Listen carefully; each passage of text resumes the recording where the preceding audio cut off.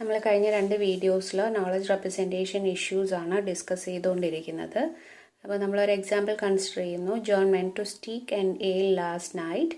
He ordered a large rare steak, paid his bill and left. So ഈ ഒരു statement കണ്ടു കഴിഞ്ഞാൽ നമുക്കറിയാം ജോൺ ഒരു റെസ്റ്റോറൻറ്റിലാണ് പോയിട്ടുള്ളത്. And he ordered A rare steak and he eight that steak and paid his bill and left. So we are asking a simple question: did John eat dinner last night? Well, obviously the answer is yes. പക്ഷേ നമ്മളിവിടെ knowledge representation സ്ട്രക്ചറിൽ നമ്മൾ ഒരിക്കലും ഒരു restaurant എന്ന് പറയുന്നൊരു word ഇതിൽ കൊടുത്തിട്ടില്ല. അപ്പോൾ അതുകൊണ്ട് തന്നെ നമുക്കിതിനെ എക്സ്പ്ലിസിറ്റ് ആയിട്ട് ആൻസർ ചെയ്യാൻ കുറച്ച് ബുദ്ധിമുട്ടുണ്ട്. ബിക്കോസ് ഇവിടെ എവിടെയും നമുക്ക് ഡെയിലി നമ്മൾ റെസ്റ്റോറൻറ്റിൽ പോയി കഴിഞ്ഞാൽ നമ്മൾ പറയേണ്ട ആവശ്യമില്ല, നമ്മൾ അവിടുന്ന് ഭക്ഷണം കഴിക്കാനാണ് നമ്മൾ പോകുന്നത്. അപ്പോൾ അങ്ങനെയുള്ള ഡെയിലി റുട്ടീൻസ് നമുക്ക് അതിൽ ഓരോ സ്ക്രിപ്റ്റ് ബൈ സ്ക്രിപ്റ്റ് ആയിട്ട് റൈറ്റ് ചെയ്യേണ്ടി വരും. അപ്പം system must have many scripts for everything from going to work for sailing around the world. So ഇങ്ങനെയുള്ള എല്ലാ കാര്യങ്ങളും നമ്മളൊരു സ്ക്രിപ്റ്റിൽ റൈറ്റ് ചെയ്യുന്ന സമയത്ത് നമുക്കതിൽ നിന്ന് വിച്ച് വൺ ഇസ് ബെറ്റർ എന്ന് പറഞ്ഞിട്ട് നമുക്കതിൽ നിന്ന് ഏത് വേണം സെലക്ട് ചെയ്യണം എന്നുള്ളൊരു കൺഫ്യൂഷൻ ഉണ്ടാവാം. അപ്പോൾ അതാണ് നമ്മളുടെ ലാസ്റ്റ് ഇഷ്യൂ. ദാറ്റ് ഈസ് ഒരു knowledge Basil given A large amount of knowledge stored in A database. How can relevant parts B accessed when they are needed? So, in order to have access to the right structure for describing a particular situation, it is necessary to solve the following problem.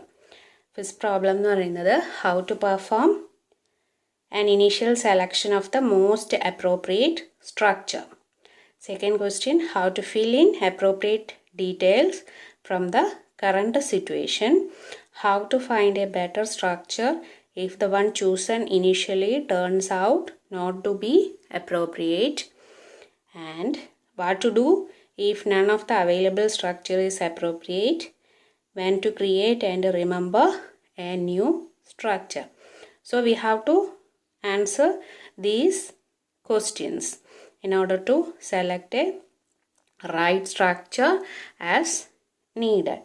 So selecting an initial structure എന്ന് പറയുന്നത് ഒരു candidate knowledge structure to match a particular problem solving situation is a hard പ്രോബ്ലമാണ്. There are 3 different approaches for selecting such a initial structure. First one എന്ന് പറയുന്നത് index the structure directly by the significant English words that can be used to describe the knowledge. So here നമ്മളത് conceptual dependency തിയറിയിൽ use ചെയ്യുന്നൊരു അപ്രോച്ചാണ്. അതായത് നമ്മളുടെ സ്ട്രക്ചറിലുള്ള significant ആയിട്ടുള്ള English വേർഡ്സിനെ നമ്മൾ കൺസിഡർ ചെയ്യും. അപ്പോൾ അങ്ങനെയാവുന്ന സമയത്ത് അത് വെച്ചിട്ടാണ് നമ്മൾ അതിൻ്റെ ഒരു ഇനീഷ്യൽ സ്ട്രക്ചർ കൺസിഡർ ചെയ്യുന്നത്. പക്ഷേ അങ്ങനെ നമ്മൾ സെലക്ട് ചെയ്യുമ്പോൾ തന്നെ even the selecting A simple structure the meaning of the individual words may be different. Because ഓരോ സിറ്റുവേഷൻ അനുസരിച്ചിട്ടാണ് അതിൻ്റെ മീനിങ് നമ്മൾ അണ്ടർസ്റ്റാൻഡ് ചെയ്യുന്നത്. അപ്പം നമ്മൾ ഓരോ സിറ്റുവേഷനിലും അതിൻ്റെ മീനിങ് ഡിഫറെൻ്റ് ആയിരിക്കും. Consider the word fly. ഫ്ലൈയിലെ വേർഡിൽ നമുക്ക് ഡിഫറെൻ്റ് ഇതിൽ നമുക്ക് യൂസ് ചെയ്യാം. John flew to New York. John flew to New York എന്ന് പറയുമ്പോൾ എന്താണ്? He rode in a plane from one place to another. അവിടെ ഫ്ലൂവിൻ്റെ മീനിങ് അത്രയേ ഉള്ളൂ. Next sentence John flew a kite. അപ്പോൾ സെക്കൻഡ് സ്റ്റേറ്റ്മെൻറ്റ് നമ്മൾ കൺസിഡർ ചെയ്യുന്ന സമയത്ത് അവിടെ ജോൺ അല്ല ഫ്ലൂ ചെയ്യുന്നത്.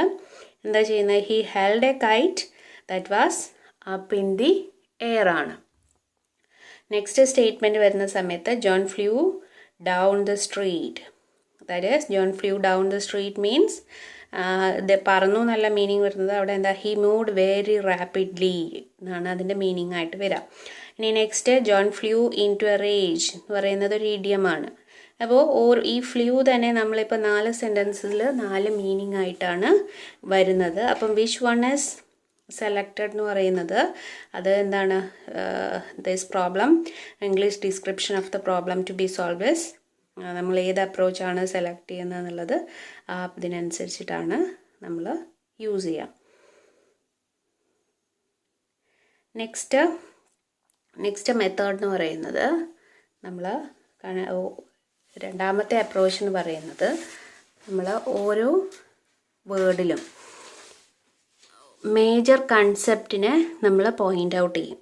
That is consider each major concept as a pointer to all of the structures in which it might be involved. This may produce several set of perspective structures. നമ്മൾ നേരത്തെ consider ചെയ്ത അതേ example നമ്മൾ consider ചെയ്യാണ്. John went to steak and Dale last night. He ordered a large rare steak, paid his bill and left. അപ്പോൾ ഇവിടെ steak point ചെയ്യുന്നത് restaurant അല്ലെങ്കിൽ ഒരു സൂപ്പർ മാർക്കറ്റിനെയാണ്. And bill point to a restaurant and to shopping. അപ്പോൾ ഇതിൽ രണ്ടിൻ്റെ intersection എടുത്തു കഴിഞ്ഞാൽ നമുക്ക് ഗെറ്റ് ചെയ്യുന്നത് എന്താണ്, റെസ്റ്റോറൻ്റ് ആണ്. അപ്പോൾ അതിൽ നിന്ന് നമുക്ക് ഐഡൻറ്റിഫൈ ചെയ്യാം John went to a restaurant. അപ്പോൾ ഇവിടെ വരാവുന്ന ഡിഫിക്കൽട്ടീസ് എന്ന് പറയുന്നത് ഈ അങ്ങനത്തെ കൺസെപ്റ്റ് നമ്മൾ യൂസ് ചെയ്യുന്ന സമയത്ത് നമ്മൾ ഇൻ്റർസെക്ഷൻ ഫൈൻഡ് ചെയ്യുന്നു എന്ന് പറഞ്ഞു. അപ്പോൾ ഇവിടെ ചില സമയത്ത് നമുക്ക് ഒരു തരം ദാറ്റ് ഈസ് സ്ലൈറ്റ്ലി എക്സ്ട്രോജീനിയസ് കൺസെപ്റ്റ്സ് ഉണ്ടെങ്കിൽ നമുക്ക് ഇൻ്റർസെക്ഷൻ റിസൾട്ട്സ് നൾ വാല്യൂ ആയിരിക്കും. അപ്പോൾ അങ്ങനെയുള്ള സമയത്ത് നമുക്ക് കറക്റ്റായിട്ട് പോയിൻ്റ് ഔട്ട് ചെയ്യാൻ പറ്റില്ല. സെക്കൻഡ് പ്രോബ്ലം എന്ന് പറയുന്നത് നമുക്ക് V may require A great deal of computation in order to compute all possible sets and then to intersect them. So ഈ കമ്പ്യൂട്ടിംഗ് ടൈം നമുക്ക് എങ്ങനെ റെഡ്യൂസ് ചെയ്യാം? കമ്പ്യൂട്ടിംഗ് ടൈം നമുക്ക് സെറ്റ്സ് കാൽക്കുലേറ്റ് ചെയ്യുന്ന അതിൻ്റെ ഇൻ്റർസെക്ഷൻ ഫൈൻഡ് ചെയ്യുന്നതും നമുക്ക് പാരലായിട്ട് പെർഫോം ചെയ്ത് കഴിഞ്ഞാൽ time required to produce the answer would be reasonably less ആവും, even if the total computing time is large. ഇനി മൂന്നാമത്തെ അപ്രോച്ച് എന്ന് പറയുന്നത് we want to locate one major clue in the problem description and use it to select an initial structure. As other clues appear, use them to refine the initial selection or to make a completely new one if necessary. So ഇവിടെ നമ്മളൊരു major ക്ലൂനെ support ചെയ്യാണ് ചെയ്യുക. ആ major clue ഉപയോഗിച്ചിട്ട് നമ്മളൊരു initial structure create ചെയ്യും. ഓരോ പ്രാവശ്യം ക്ലൂസ് വരുന്നതിനനുസരിച്ച് നമ്മൾ അതിനെ റിഫൈൻ ചെയ്യാണ് ചെയ്യുന്നത്. അല്ലെങ്കിൽ ഇപ്പോൾ സപ്പോസ് രണ്ട് പുതുതായിട്ട് വന്ന ഇൻഫർമേഷൻ എൻറ്റയർലി ഡിഫറെൻ്റ് ആണെങ്കിൽ we compute a new structure. ഈ major problem with this method is that in some situation there will not be enough information in order to identify a major clue. And the second problem is that it is necessary to anticipate which clues are going to be important and which are not. More than one clues വരുന്ന സമയത്ത് ഏതാണ് important എന്നുള്ളത് identify ചെയ്യാൻ നമുക്ക് ബുദ്ധിമുട്ടാവും. ഇനി next നമുക്ക് we want to revise the choice when it is necessary. നമ്മളൊരു ഇനീഷ്യൽ സ്ട്രക്ചർ ക്രിയേറ്റ് ചെയ്തു, അത് വെച്ചിട്ട് തന്നെ നമ്മൾ കംപ്ലീറ്റ് ആയിട്ട് നിൽക്കില്ല. We want to revise the choice. Once we find a candidate knowledge structure we must do a detailed matching of the knowledge structure to the problem. ഈ matching perform ചെയ്യുന്ന സമയത്ത് we may require variables to be bound to objects. And also we may require attributes to have their values compared, and if they satisfies these required restrictions, then the knowledge structure is found appropriate, and if the values are not appropriate, then we want to find out a new structure.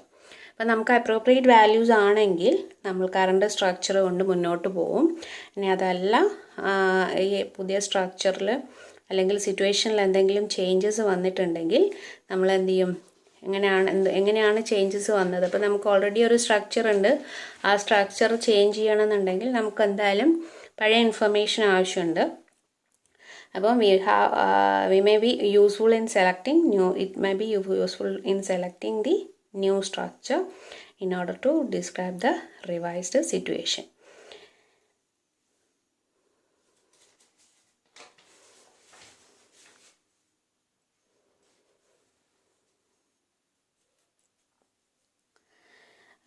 നമ്മൾ ഈ ഒരു process കറക്റ്റായിട്ട് നമുക്കൊരു particular situation does not produce smooth ആയിട്ട് ഒരു knowledge structure create ചെയ്തിട്ടില്ലെങ്കിൽ we want to follow certain steps.